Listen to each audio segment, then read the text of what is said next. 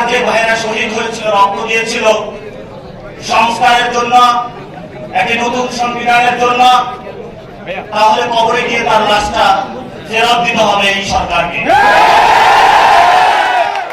আমার যে ভাইয়ের হাতটা চলে গিয়েছিল, যদি সংস্কার কাজ শেষ না করে নির্বাচন হয়, তাহলে এই সরকারকে আমার ভাইয়ের হাতটা ফিরিয়ে দিতে হবে। যে মায়ের বুক খালি হয়েছিল, যদি সংস্কার ছাড়া, একটি নতুন সংবিধান ছাড়া বাংলাদেশে নির্বাচন হয়, তাহলে ওই মায়ের বুকের সন্তানকে ফেরত দিতে হবে। অনেক বাচ্চাকে দেখেছি এখনো বুকের দুধ পান করে, কিন্তু বাবা শহীদ হয়েছে। তাদের সাথে যখন কথা বলেছি, তাদের মুখের ভাষা পাইনি, শুধু চোখের ভাষা পেয়েছি। চোখের ভাষাটা ছিল অশ্রু। যে অশ্রুতে তারা বলেছিল, আমার বাচ্চা রয়ে গিয়েছে, আমার স্বামী চলে গিয়েছে, আমি বাংলাদেশ থেকে কিছু চাই না, কিন্তু আমি একটি সুন্দর ভবিষ্যতে বাংলাদেশ দেখতে চাই, যেখানে আমার এই বুকের যে সন্তান আছে, আর সন্তানকে কেউ খুন করবে না। কিন্তু বাংলাদেশে আমরা দেখতে পাচ্ছি একই সংস্কৃতির রামাডলে, একই ফেসিবাদী সংবিধানে, একই সিস্টেমের মধ্য দিয়ে আমরা নির্বাচনে যাচ্ছি। তাহলে এতগুলো মানুষ শহীদ হওয়ার প্রয়োজন কি ছিল? এতগুলো মানুষ আহত হওয়ার প্রয়োজন কি ছিল? আপনারা দেখেছেন এখানে অনেক মিডিয়া ভাই রয়েছেন।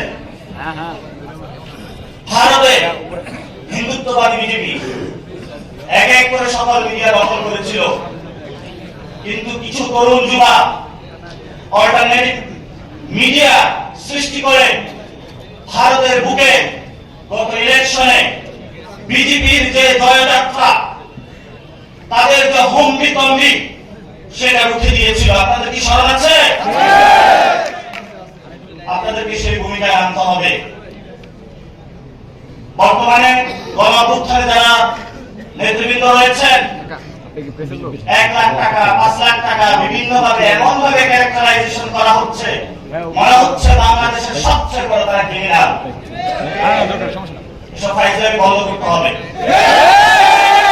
গণঅভ্যুত্থানের পরে সকল মিডিয়া সংবাদদাতাদের সাথে বসেছিলাম, তাদেরকে একটা কথা বলেছিলাম, যা কাম করেছেন ঘরের ভিতর থাকেন, যদি লজ্জা থেকে ঘরের ভিতর থেকে বের হবেন না। কিন্তু তাদের লজ্জা নাই, তারা বারবার বাংলাদেশের মানুষকে ধোঁকা দিয়ে যাচ্ছে।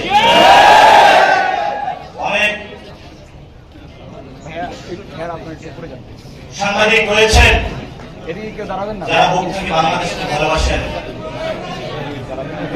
তাদের সাথে কথা হয়, বলল নিউজ করতে চাই, বাংলাদেশে গণমাধ্যম প্রয়োজন, কিন্তু বাংলাদেশে যেটা গণমাধ্যম হওয়ার কথা ছিল, সেটা আগে ছিল হাসিনা মাধ্যম। কি নাম দিচ্ছে